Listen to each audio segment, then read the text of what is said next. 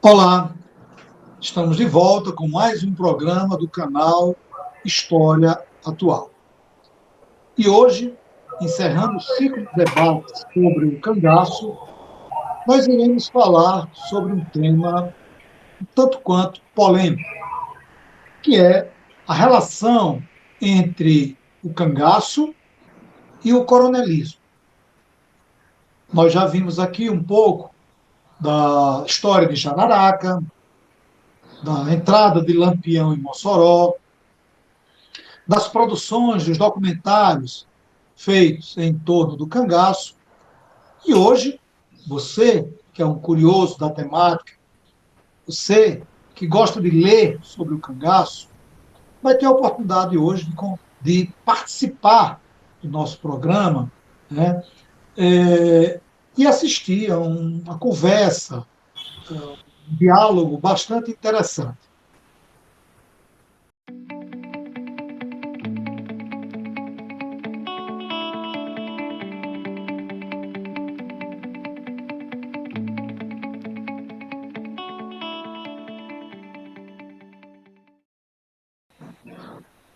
Conosco hoje,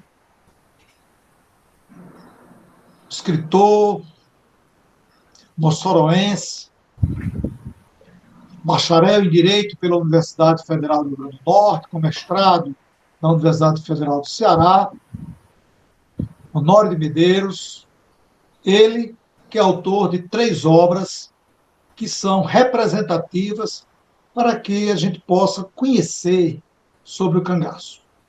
A primeira obra, Macilon, Nas Veredas do Cangaço e Outros Temas Afins, publicado em 2010. A segunda obra, Cangaceiros e Coronéis, publicado em 2015. E fechando a trilogia, Jesuíno Brilhante, o primeiro dos grandes cangaceiros.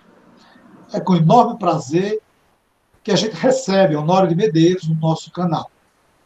Mas antes de começarmos a nossa conversa, o nosso bate-papo, eu gostaria que você que está nos assistindo dê um like, se inscreva no nosso canal e receba semanalmente a nossa programação.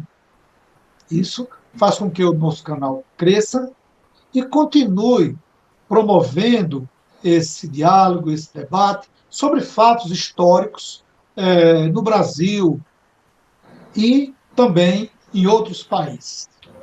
É com enorme prazer, com enorme satisfação, que a gente recebe você, Honório, aqui no nosso canal e gostaria de começar a nossa entrevista você falando um pouco sobre a sua trajetória como estudioso da temática do cangaço, suas principais influências, tanto no campo da historiografia, como das influências das relações pessoais e familiares. Seja bem-vindo, Honório, e mais uma vez obrigado por contribuir com o nosso canal. Eu que lhe agradeço. É um prazer imenso estar aqui e aproveito a oportunidade para lhe apresentar os parabéns pela iniciativa. Eu acho que você está fazendo um bem enorme para todos nós quando agrega no entorno do canal pessoas que querem discutir de uma forma profunda e de uma forma inteligente, se for possível, essa temática que é tão importante para quem, como nós, estudamos a cultura sertaneja atual ou passada. Então, muito obrigado pelo convite para estar aqui. E acerca da minha trajetória, Lemuel, eu sinceramente nunca pensei que fosse desaguar nessas águas profundas do cangaço, não. Em 2003, eu saí de um cargo que eu exercia do governo e resolvi me atribuir um ano sabático. E nesse ano sabático eu me aproximei muito de Quidelmi Dantas e Paulo Gastão, especificamente mais de Paulo Gastão, por conta dos laços familiares de amizade entre a minha família e a família dele. E nessa aproximação, eu tive a oportunidade de conversar com ele acerca de algumas histórias da minha família, que é a família Fernandes. Histórias que eu escutava não somente nos veraneios que eu passava em Tibau, quando a família se reunia, eu menino, mas também nas histórias que eu escutava quando ia passar o mês da invernada no sertão, lá em Pau do Cerro, que é o berço da família Fernandes. E todas essas histórias, elas ou diziam respeito a um tio avô meu que foi embora para o Amazonas e foi um grande seringalista, foi um grande proprietário de seringais, mas muito mais importante do que isso, participou daquelas lutas pela independência do Acre, ou então eram histórias que diziam respeito a Macilon. E por que Macilon era tão importante nas histórias da minha família? Porque quando o Lampião saiu de Mossoró, o bando saiu derrotado de Mossoró, a primeira parada deles, mais demorada, foi na fazenda de um parente nosso, Alfredo Fernandes, que era proprietário daquela casa, vizinho à casa onde Rodolfo Fernandes residia, e vizinho à Igreja São Vicente, aquela casa da esquina. E essa propriedade era administrada por um tio-avô, um irmão da minha avó, que tinha morado no Amazonas, era uma pessoa que já tinha voltado da Amazonas e tomava conta dessas terras de Alfredo Fernandes. E lá o bando se arranchou. Tia Bebela, que era a esposa de tio Childerico, o nome desse meu tio-avô era Childerico. Tia Bebela foi obrigada a cozinhar para todos aqueles cangaceiros, etc. E eles mataram não sei quantas galinhas só por maldade mesmo. Enfim, era uma história que já é mais ou menos do conhecimento de todos quando estudam no cangaço. Não vale a pena relatar aqui nos seus detalhes. Mas o mais interessante é que em um certo momento, depois que eles almoçaram e comeram a farta, então resolveram repousar. Era já final de tarde, começo do final da tarde, assim, mais ou menos 3 horas. E o mais novo dos filhos de tia Bebela, que tinha 2 anos, ele estava com problemas de dentição nascendo, então chorava muito. E começou a chorar, ia berrar, ia dar trabalho. E um cangaceiro se levantou e disse que ia calar o menino. E puxou um punhal. E quando isso aconteceu, tia Bebela se valeu de Macilon.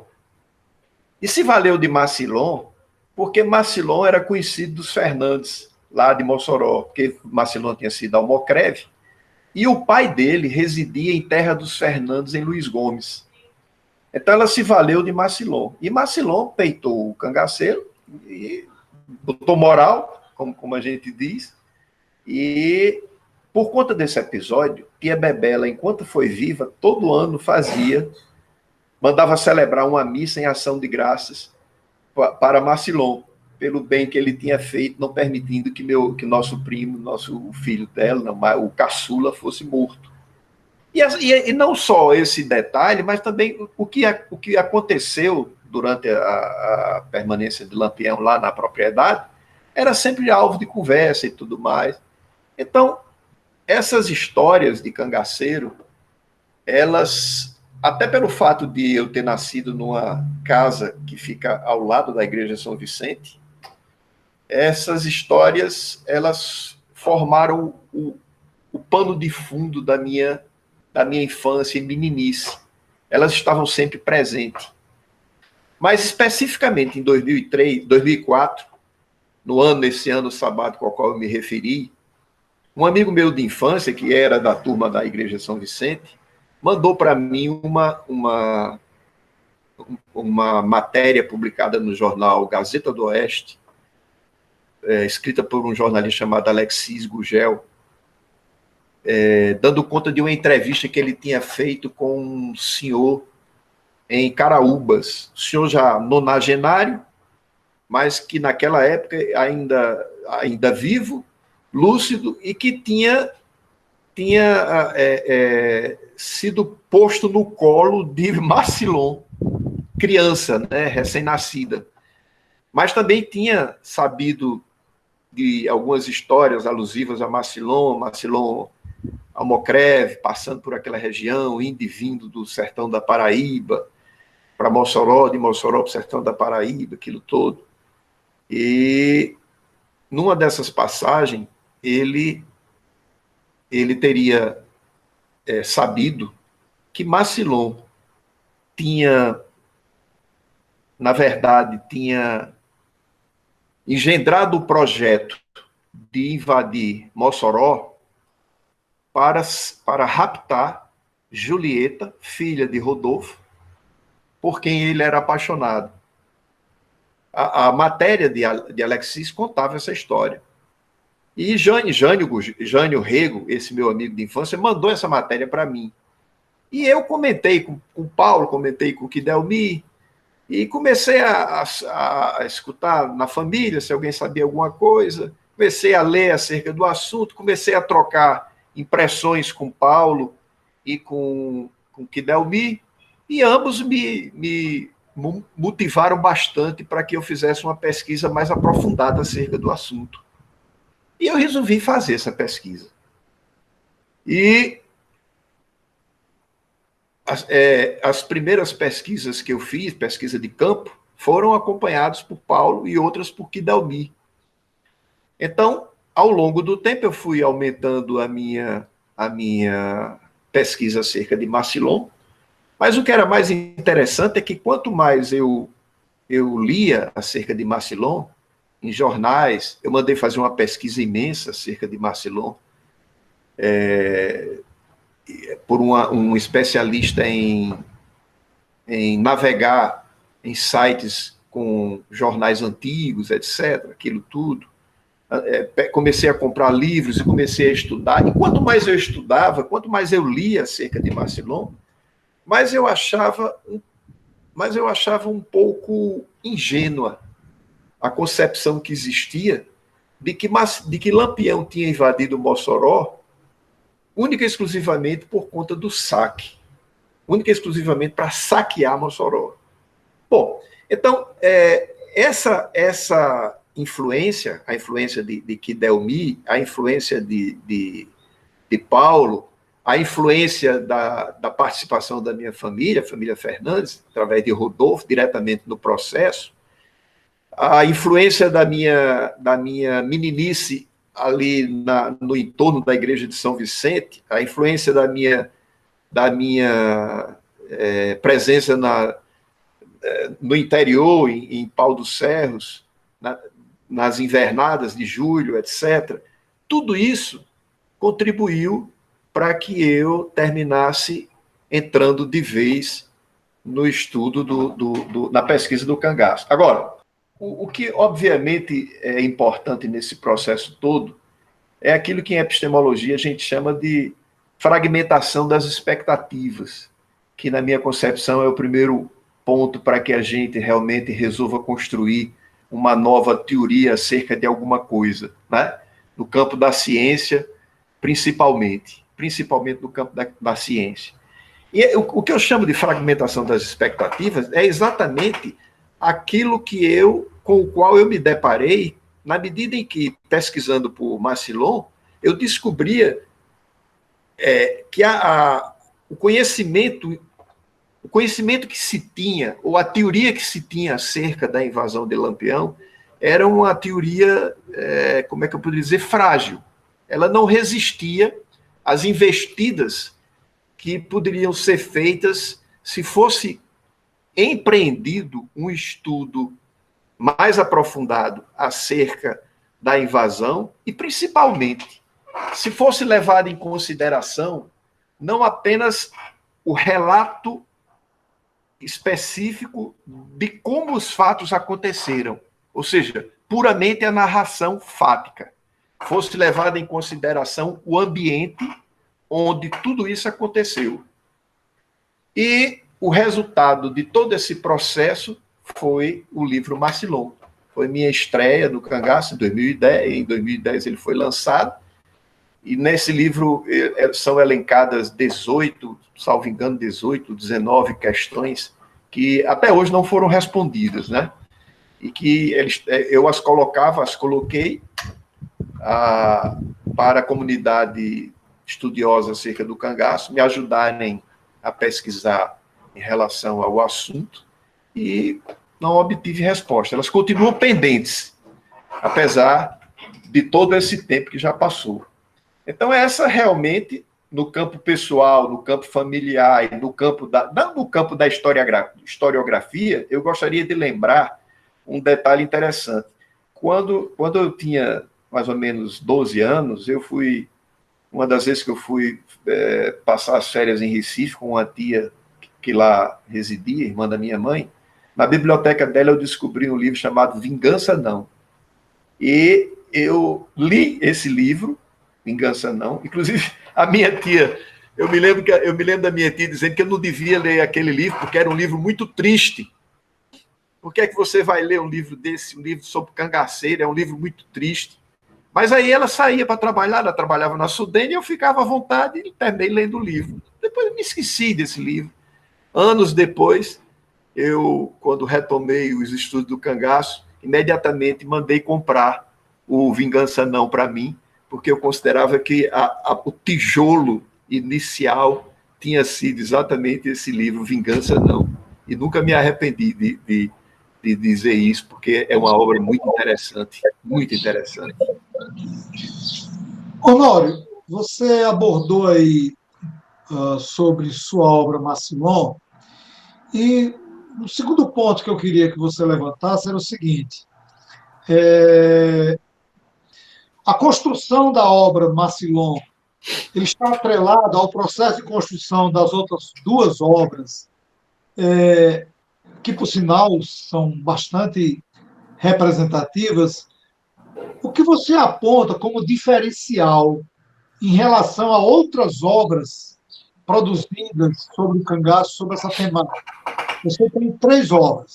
Isso. Você aborda muito bem o aspecto teórico, epistemológico, um pouco da filosofia, mas o que é que você, pegando as suas 3 obras, sua produção, as suas produções, e comparando com outras produções de outros autores, já mais experientes ou não do que você, onde é que está o diferencial para que o leitor, quando coloque o olhar ali, ele diga: esta obra de Honório difere de outras obras que eu já li, por isso, isso e isso. Onde é que está o diferencial?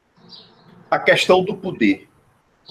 A questão do poder. O pano de fundo das minhas 3 obras termina sendo um estudo acerca das relações de poder naqueles anos 20.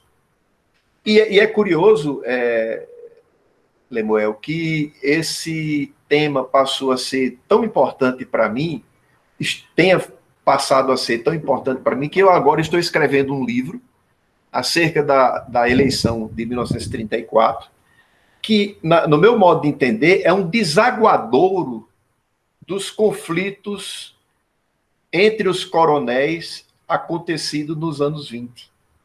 Mas quando eu digo o pano de fundo é o poder, o que eu estou querendo dizer é o seguinte, que não é possível a gente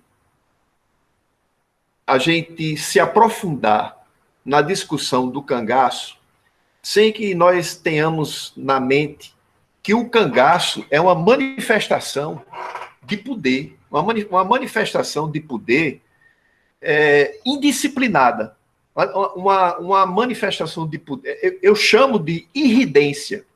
O termo que eu uso é esse aí, é irridência. É um espasmo.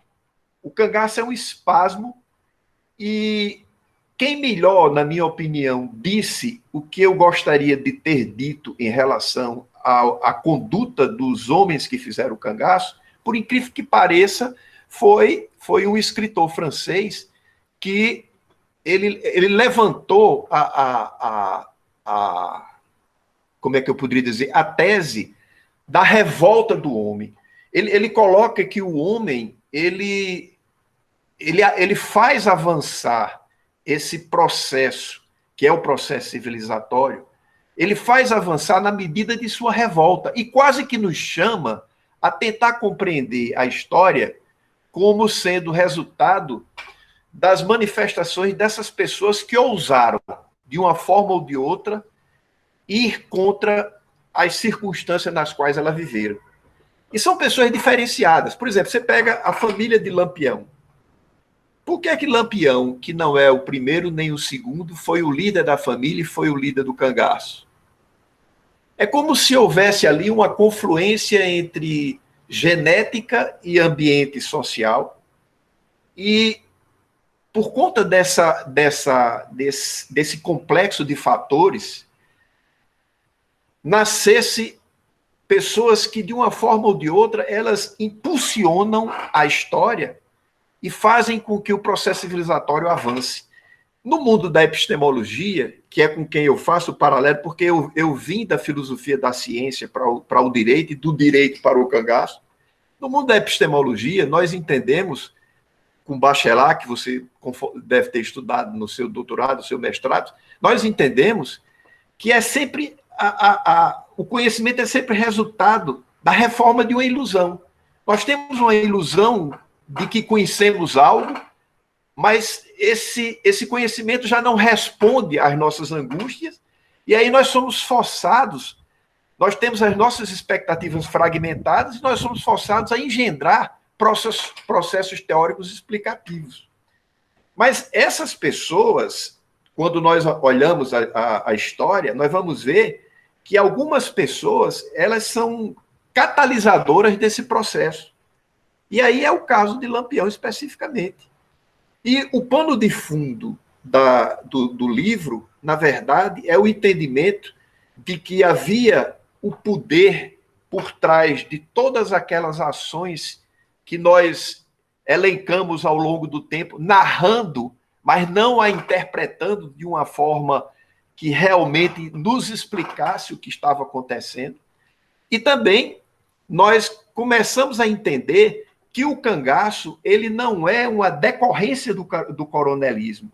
Ele é digamos assim, uma espécie de rio que corre paralelo e que às vezes se encontram, às vezes não.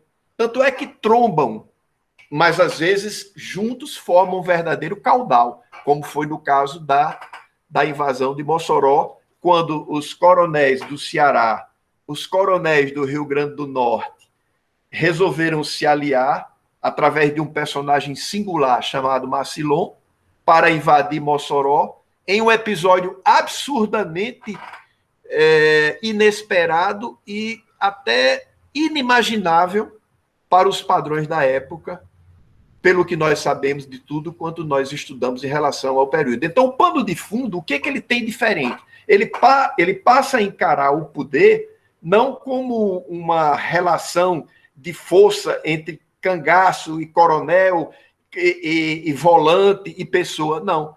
Ele passa a ser o imenso caudal onde tudo isso está posto como peça de um xadrez imenso que é a história.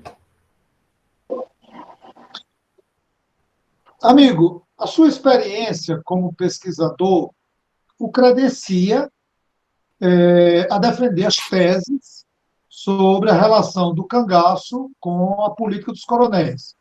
E isso fica muito evidente em suas obras, quando você mostra, por exemplo, quando você aborda, por exemplo, os ataques de cangaceiros a Apodi e a Mossoró.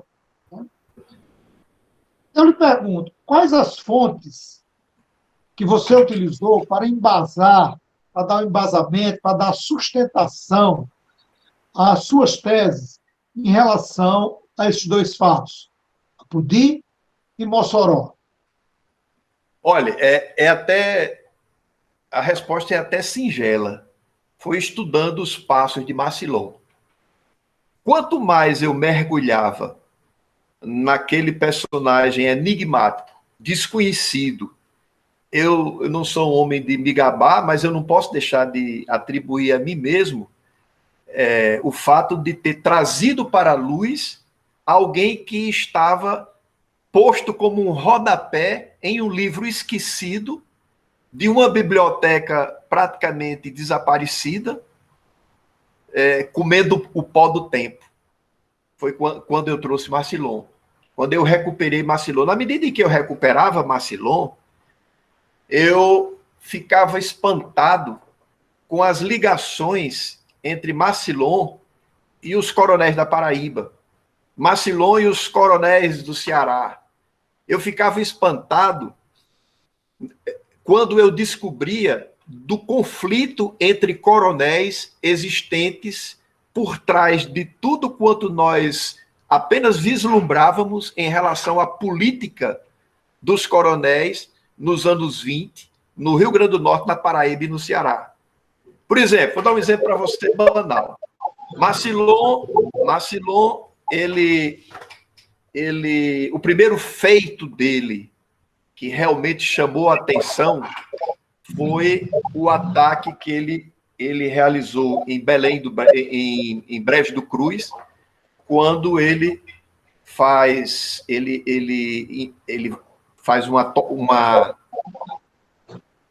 não é uma emboscada, ele chegou à noite para matar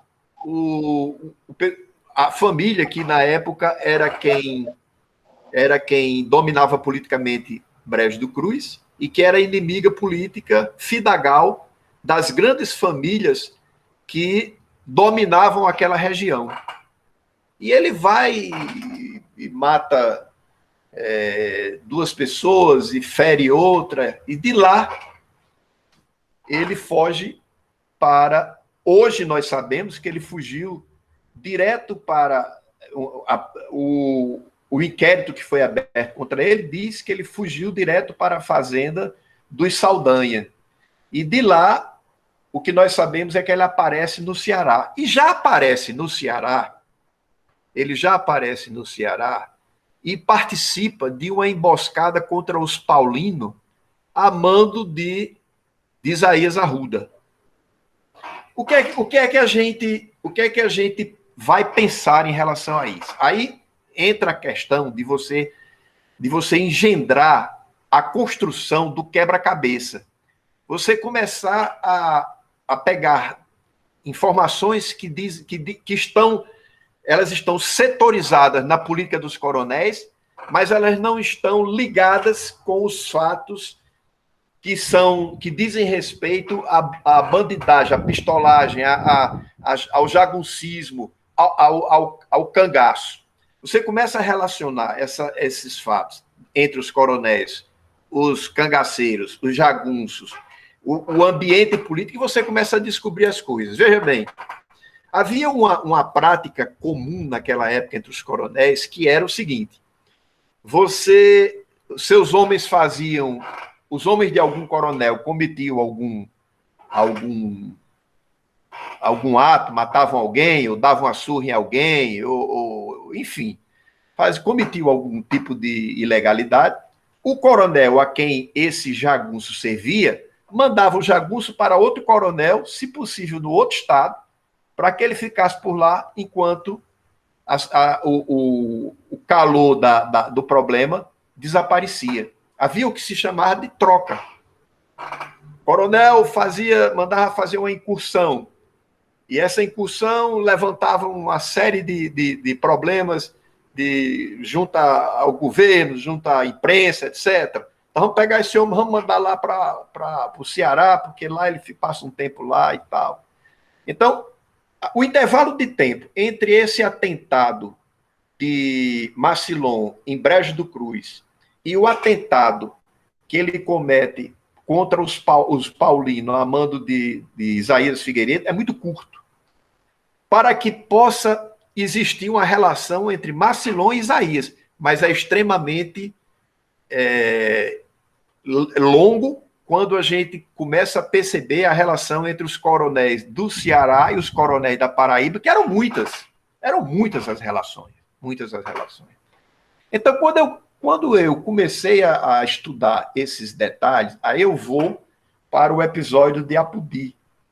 E aí, no episódio de Apodi, aparece o quê? Os coronéis do Apodi, que são ligados aos coronéis da Paraíba e que contratam junto aos coronéis do Ceará para que Macilon venha a Apodi e mate o coronel Chico Pinto. Mate ou desmoralize. Um mês depois, o mesmo Macilon praticamente é quem comanda a invasão de Mossoró. Os coronéis que dominavam a política de Mossoró eram os Fernandes. Os Fernandes dominavam uma região do oeste até Luiz Gomes. De Luiz Gomes para o outro lado da Serra do Martim eram outros coronéis que eram aliados dos coronéis do Ceará. Tanto é que quando vem a Revolução de 30, imagina como é que está essa situação. Os mesmos coronéis que foram adversários nesse processo eram adversários em 1930. E foram adversários cruentos. Por conta disso aí, foi assassinado o mesmo coronel Chico Pinto, que conseguiu escapar em 1927. Entendeu? Então, essa política que havia em 1920, 1930, que vai do final que vai do ano 1929, 28, 29, fim do governo Zé Augusto Bezerra de Medeiros, e vai até 35, que é quando Getúlio toma o poder e muda completamente a configuração da política do país. O que nós encontramos no Nordeste, no Nordeste sertanejo, no sertão do Ceará, do Rio Grande do Norte da Paraíba, naquela região, naquele imenso círculo formado pelo Brejo, pelo Cariri da Paraíba, o Cariri cearense, o Seridó e o Alto Oeste do Rio Grande do Norte, é uma briga entre coronéis. Macilon não invadiria, não conseguiria trazer Lampião para invadir Mossoró, como ele queria, se ele não tivesse o apoio de Isaías. Isaías é o quê? Um coronel. Quem era que era visado em Apodi? Um coronel, o coronel Chico Pinto. Quem é que foi visado em Mossoró? Quem foi o elemento da invasão de Mossoró, sem o qual não teria havido toda a história que houve da invasão de Mossoró? Coronel Rodolfo Fernandes. Então você veja que é uma briga de coronéis. E no epicentro desse processo, para se vir como luz na escuridão, um cangaceiro obscuro, mas que foi ator e protagonista de todo o processo, Macilon. Então é isso aí, é fazer esse jogo e entender isso aí. Olha, você tem uma noção de uma coisa? Quando Zé Augusto Bezerra de Medeiros era governador do Rio Grande do Norte, ele, para atender interesses específicos dos Fernandes no sertão, ele mandou a polícia invadir as terras do Saldanha, no Rio Grande do Norte. Não só mandou invadir, como essa invasão foi dura. Primeiro, por conta do orgulho dos Saldanha, que era um orgulho natural. Eles eram coronéis de Barace de Cutelo, coronéis realmente com muita terra e eram muito poderosos. E aí você veja o seguinte: quando vem a Revolução de 30, Zé Augusto cai, quem é que sobe? Joaquim Saldanha, o maior de todos os coronéis, uma figura tão importante para a história do sertão do Nordeste, que ele por si só merecia uma biografia, porque esse homem foi tudo que você puder imaginar, até general das forças revolucionárias no sertão da Paraíba e do Rio Grande do Norte. Ele comandou um destacamento na Revolução de 30, porque na Revolução de 30 ele ficou contra Zé Pereira. Ele ficou contra os inimigos que ele tinha no Rio Grande do Norte, que era Zé Augusto Bezerra de Medeiros no Seridó e Rafael Fernandes no Alto Oeste.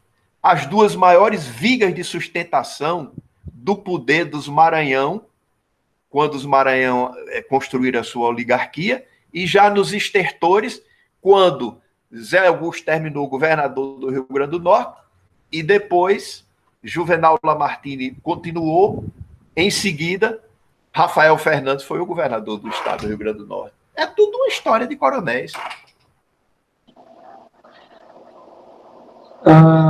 É uma grande aula, viu, amigo? Você falando sobre essa relação de poder dos coronéis e colocando o cangaço nesse epicentro, é muito bom. É uma grande satisfação a gente ouvir a sua explanação, entendeu? Sua Obrigado. explanação. Eu gostaria que você traçasse um perfil de 4 personagens, né, dessa história que envolve Mossoró, Lampião, certo? Cangaço e Coronel. 2 coronéis, Isaías Arruda e Rodolfo Fernandes, e 2 cangaceiros, Marcilon, né, e Lampião. São 4 personagens de um fato histórico relevante e que merece que o nosso público conheça um pouco do perfil desses sujeitos. 2 coronéis e 2 cangaceiros. Olha, eu quero começar por Lampião, até porque o que eu tenho para dizer em relação à participação de Lampião é bem simples. Lampião, ele pagou de otário nessa história da invasão de Mossoró. Por quê? Lampião chegou no Ceará para descansar e não passava absolutamente pela cabeça dele sequer existia como algo remotíssimo, essa possibilidade de invadir Mossoró. Tá no depoimento de Bronzeado, tá no depoimento de Jararaca, né? Hoje isso é um fato que vários escritores já se debruçaram sobre isso. Então, Lampião chega lá e quando chega, ele é assediado por... E aí começa uma ligeira controvérsia. Ele é assediado por Isaías e por Marcilon. Isaías ele colocou Marcilon para fazer o trabalho de convencimento. E Marcilon foi extremamente hábil em relação a isso. Marcilon tinha acabado de chegar de Apodi, mostrou o resultado do saque que tinha feito em Apodi, mostrou que Apodi era uma cidade muito, muito insignificante perto de Mossoró. Deve ter dito para Lampião que Mossoró ninguém tinha coragem de brigar, que era tudo frouxo, aquele negócio todo, aquela conversa toda. Isaías chegou por trás e cohonestou tudo que Marcilon disse, né? E Lampião terminou por se convencer a fazer a incursão, que foi a grande besteira da vida dele. O que nós não conseguimos descobrir ainda é se, tendo Marcilon a relação que já tinha com Isaías, e tendo sido cedido por Isaías para invadir Apodi, como de fato foi, essa ideia saiu da cabeça de Isaías e Marcilon passou a ser o executor, ou se a ideia foi de Marcilon e ele seduziu Isaías e aí os dois juntos seduziram Lampião.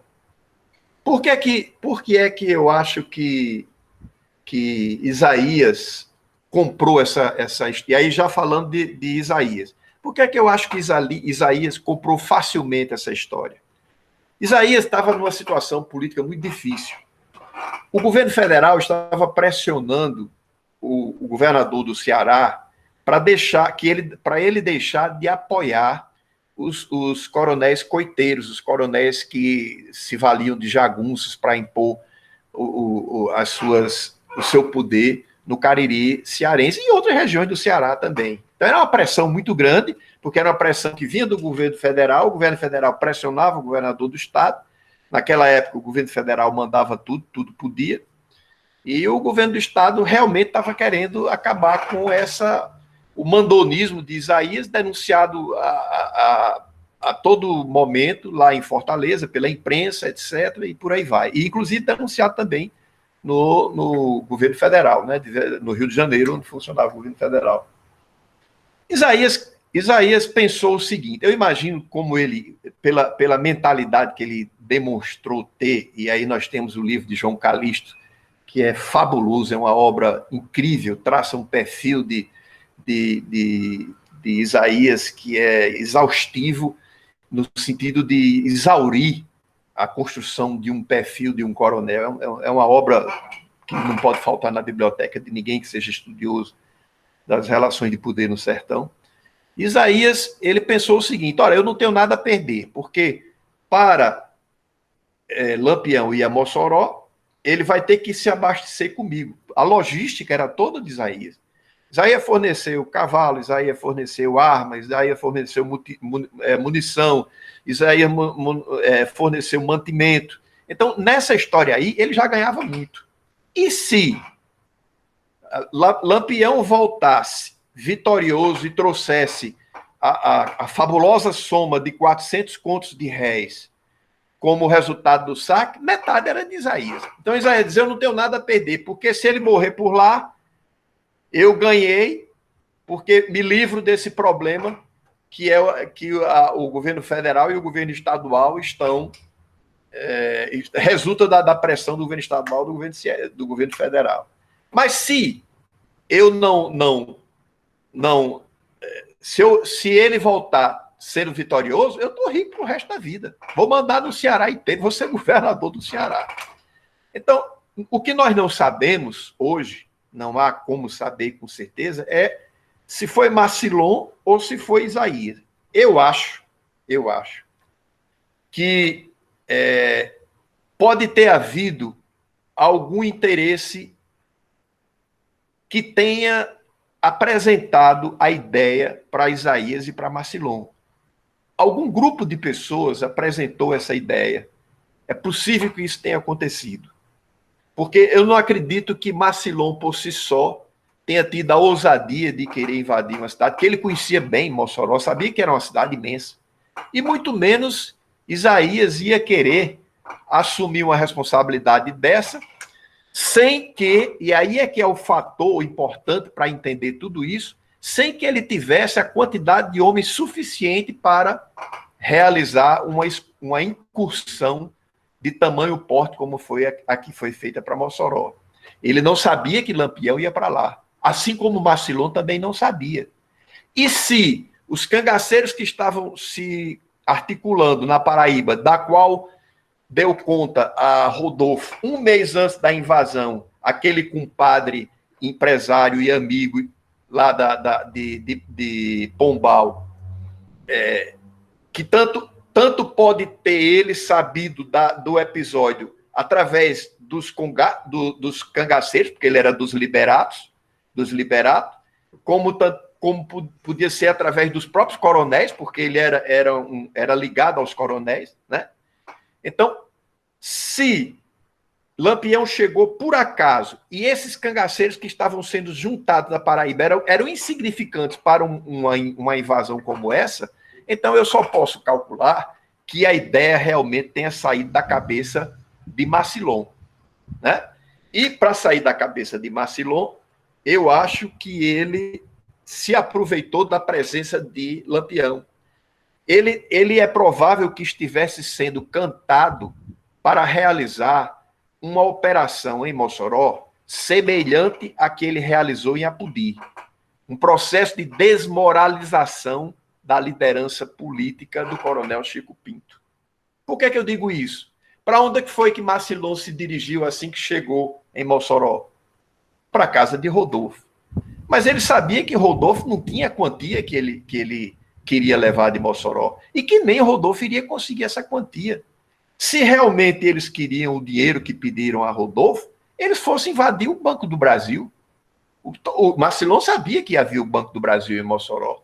Ele foi ao Mocreve em Mossoró, conhecia Mossoró muito bem, né? Então, se eles queriam realmente dinheiro, eles deveriam ter se dirigido para o coração da cidade, arrombado o comércio de Mossoró, invadido o Banco do Brasil. O Banco do Brasil tinha 900 contos de réis na época, guardados lá.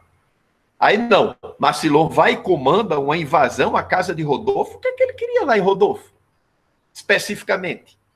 Né?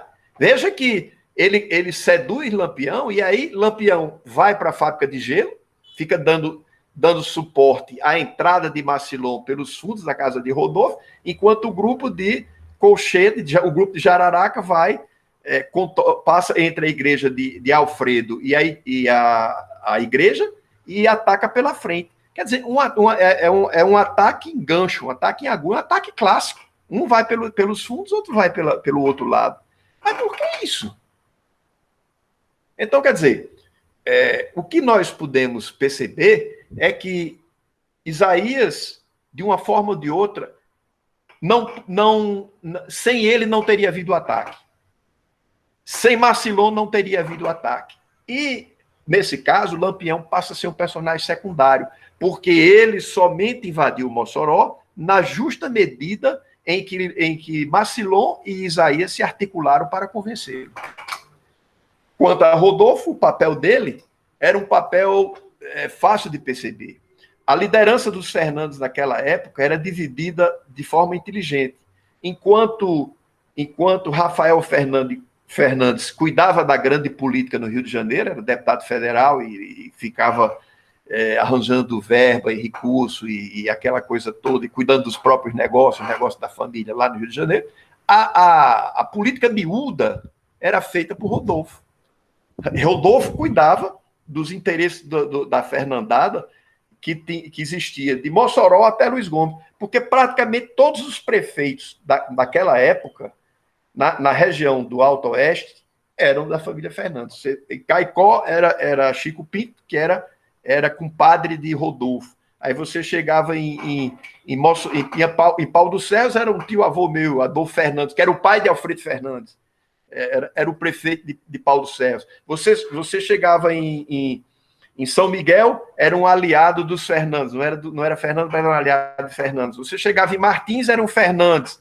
Você chegava em Luiz Gomes, era um Fernandes. Então, praticamente eram os Fernandes que dominavam tudo. E quem tomava conta dessa milsalha era Rodolfo. Então tá aí o perfil dos quatro e a relação que eles têm entre si, e a relação, e o que nasce dessa relação de ódio e de política e de antagonismo, que nasce entre Lampião, Rodolfo, como é que se diz, Isaías e Marcilon. Honório, uma última pergunta para matar a curiosidade dos nossos companheiros que assistem ao nosso programa. Teria existido cangaço sem a conivência dos coronéis? Coronel e cangaceiro, eles estão no mesmo barco? Ou estão separados e a conveniência que os aproxima? Teria existido cangaço sem a conivência dos coronéis? Os coronéis, com certeza, o cangaço não é uma consequência do coronelismo. Isso é patente. O que eu entendo é que o coronelismo e o cangaço são duas manifestações das relações de poder, né? O cangaço é uma manifestação espúria, porque ela espúria no sentido, não é um juízo de valor, é uma afirmação no sentido de que ela preenche o conceito de bandido rural que nós conhecemos da da teoria de Hobsbawm, mas que já era mencionada por outros autores.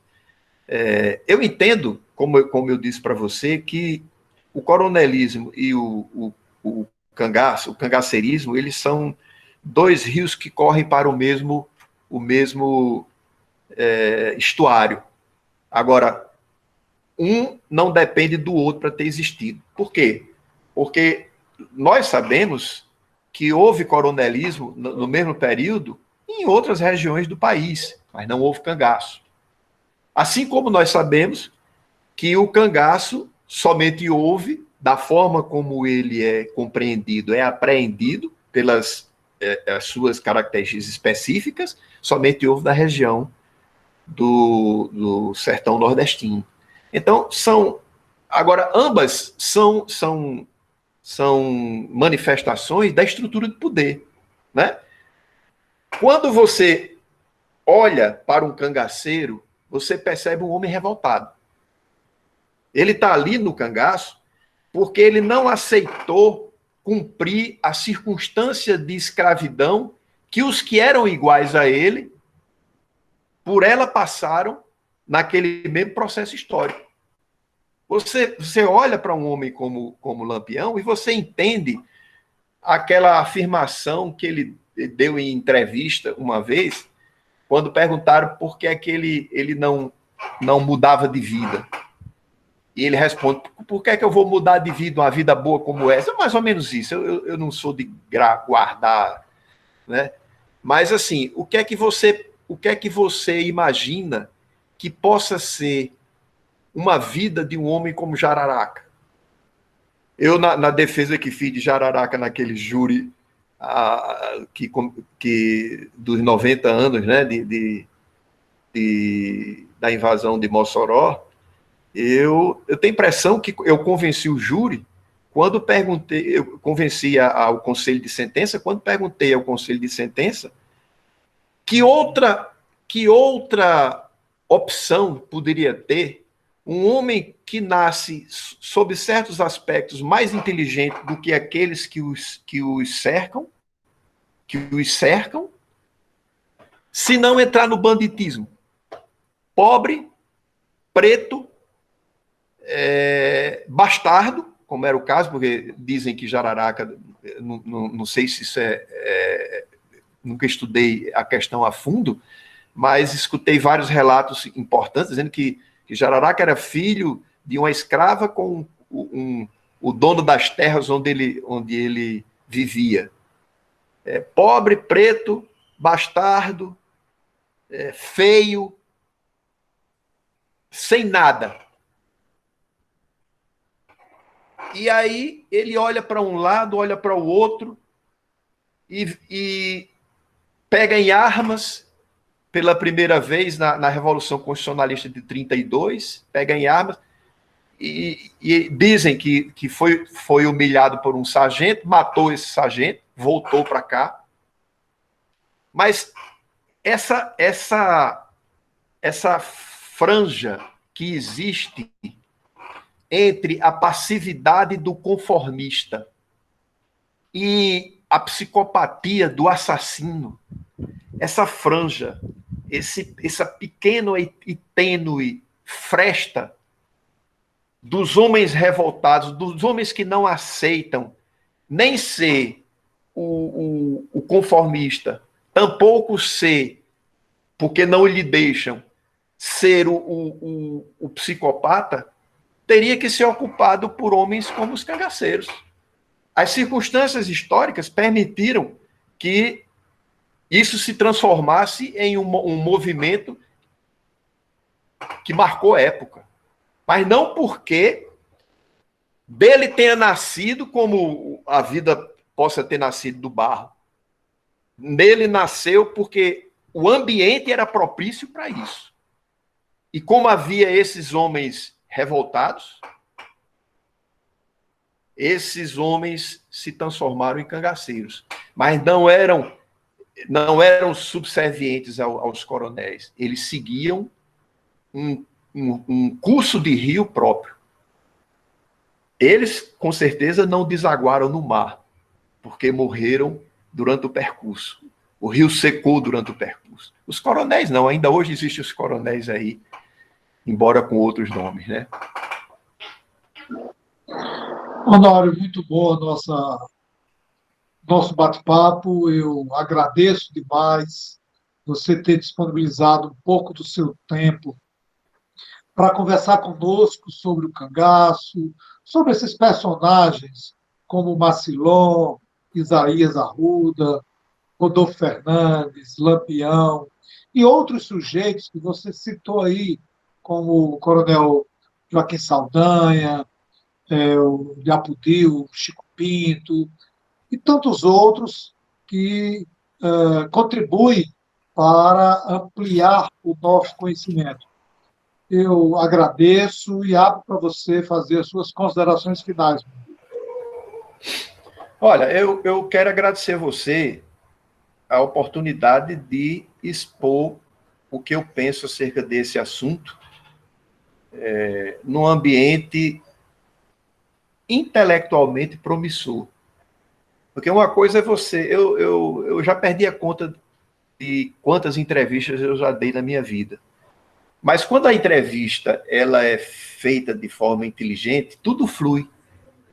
Até eu me sinto já estimulado a repisar os mesmos assuntos mais uma vez, porque quando a gente é provocado de forma inteligente, a gente termina construindo novos argumentos para as mesmas teses que vem defendendo ao longo do tempo. Então eu lhe agradeço por essa oportunidade. E espero que você continue com esse projeto, porque é um projeto interessantíssimo, e também quero me colocar à sua disposição. Todas as vezes que você precisar, eu estou inteiramente à sua disposição para a gente manter outros diálogos iguais a esse. Muito obrigado. Obrigado, forte abraço para você que está nos assistindo. Eu quero mais uma vez pedir para que você dê um like, se inscreva no nosso canal e divulgue o nosso canal. Fazer com que ele cresça, que mais pessoas assistam e participe. Mande o seu comentário, faça as suas observações sobre o tema que foi debatido e dê sugestões. Você pode sugerir um tema que a gente possa discutir no nosso canal. Eu agradeço a todos e a todas e até o próximo programa.